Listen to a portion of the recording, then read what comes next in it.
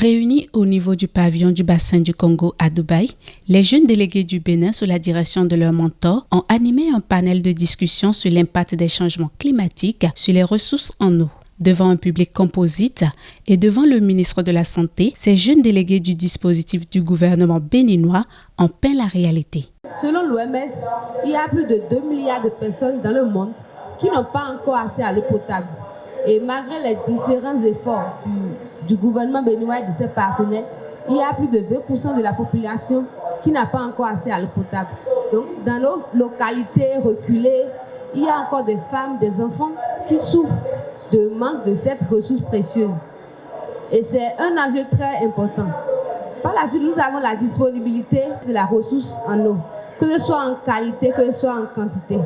Puisque dans ce contexte de changement climatique, la qualité de l'eau est affectée par les différents effets et également la quantité. L'eau devient de plus en plus rare. Nous faisons face à une situation de pénurie d'eau. Outre cette rareté de l'eau, son abondance affecte aussi les communautés.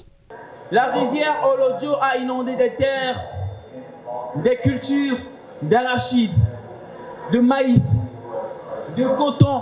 Et bienvenue dans la perte des récoltes, la diminution des rendements et des revenus pour les paysans.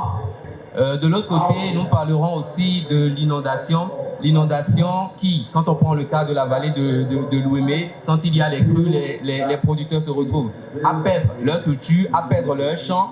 Et qui dit aussi perte de champ, parle de perte de revenus. On parlera surtout, bien évidemment, de cas beaucoup plus concrets où les producteurs se retrouvent non seulement à perdre leur culture, mais aussi à perdre aussi des intrants, à perdre des équipements, mais aussi à être beaucoup plus vulnérables. Ce panel de discussion a offert au public un éventail de problèmes et de mesures à prendre. L'expérience du Bénin est citée en exemple. Déjà au Bénin, quand on parle de gestion durable de ressources en eau, c'est du ressort de la direction générale de l'eau. On a fait l'effort au Bénin de quand même scinder un peu la gestion des ressources en eau. Quand on prend la GIR, qui est gestion des ressources en eau, c'est au niveau de la direction générale de l'eau.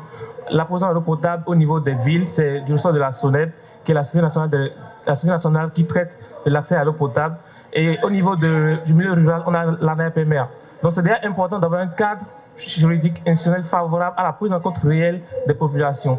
Et pour aller au-delà de cela, il est aussi important d'intégrer 3 concepts clés. Quand on parle de prévision des risques climatiques, c'est déjà la prévision en elle-même, la précaution et la prévention. Et quand on prend le cas du Bénin, on a fait l'effort quand même de mettre en place ce qu'on appelle des systèmes d'alerte précoce. L'eau est ce liquide vital qui est au cœur de toutes les préoccupations des pays du monde. Sa gestion durable serait la clé pour la survie des communautés et des peuples.